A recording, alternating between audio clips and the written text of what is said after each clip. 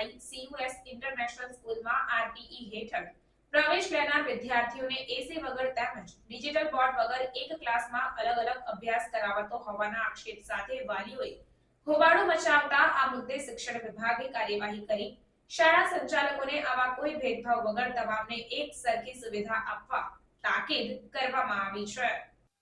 દિલ્હી હાઈકોર્ટના ચુકાદાને ટાંકીને ભરૂચની AMI CUS ઇન્ટરનેશનલ સ્કૂલમાં RTમાં પ્રવેશ મેળવેલા વિદ્યાર્થીઓને એસી વગર અને ડિજિટલ બોર્ડ વગર એક ક્લાસમાં જ તમામ RTના વિદ્યાર્થીઓને અભ્યાસ કરાવતો હોવાના આક્ષેપ સાથે વાલીઓએ હોબાળો મચાવી રજૂઆત કરી હતી।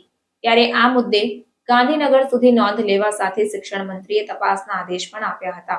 તો ભરૂચ શિક્ષણાધિકારી કચેરી પણ એક્શનમાં આવી હતી અને શાળા સંચાલકોને આ રીતે કોઈ પણ વિદ્યાર્થીઓ સાથે ભેદભાવ નહીં કરવા તેમજ RTના વિદ્યાર્થીઓને પણ અન્ય વિદ્યાર્થીઓ સાથે જ તેઓ સાથે એક સરખી સુવિધા સાથે અભ્યાસ કરાવવાના આદેશ આપવા સાથે અન્ય સ્કૂલ સંચાલકોને પણ તાકીદ કરી સરકારના નીતિ નિયમોનું પાલન કરવા જણાવી તેમ નહીં કરવામાં આવે તો કાયદેસરની કાર્યવાહી કરવાની ચીમકી આપવામાં આવી હોવાનું એજ્યુકેશન ઇન્સ્પેક્ટર દિવેશભાઈ પરમારે જણાવ્યું હતું।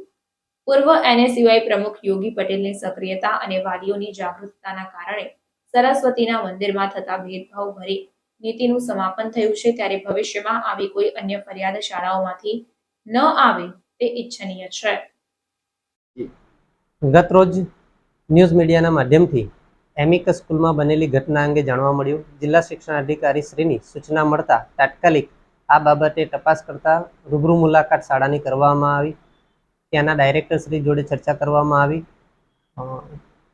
આરતી હેઠળના પરિણામો મોડા આવતા અને જે પ્રવેશની પ્રક્રિયા છે એ મોડી આવતા આરતીના વિદ્યાર્થીઓને છેલ્લો ક્લાસ ફાળવવામાં આવેલો હતો એવું ડાયરેક્ટર દ્વારા જાણવા મળ્યું।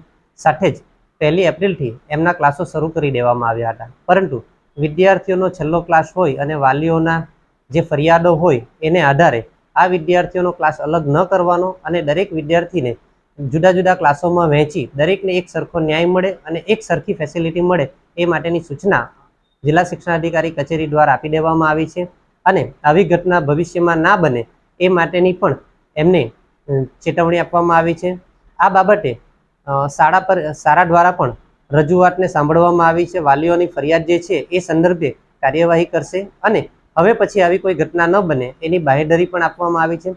સાથે સાથે સેલ્ફ ફાઇનાન્સ શાળાઓને આરતી અંતર્ગત નિયમોનું પાલન કરવા માટે પણ પત્રેથી જાણ કરવામાં આવશે અને સાથે સાથે આવી કોઈ પણ ફરિયાદ વાલી તરફથી જિલ્લા શિક્ષણ અધિકારીને કે ન્યૂઝ મીડિયામાં ના જાય એની ખાસ તકેદારી રાખવા માટે અને કોઈ પણ પ્રશ્ન કોઈ પણ શાળા કક્ષાએ ન થાય એ બાબતને ધ્યાન રાખવા માટે પણ જિલ્લા શિક્ષણ અધિકારી શ્રીની ખાસ સૂચના છે।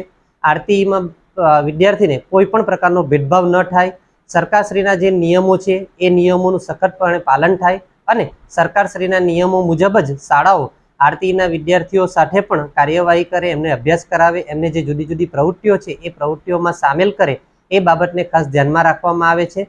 અને સાથે આવી કોઈ ઘટના બનશે તો એ શાળાઓ સામે કાયદેસરની કાર્યવાહી કરવામાં પણ આવશે એવી જિલ્લા શિક્ષણ અધિકારી શ્રીએ ખાતરી આપેલી છે।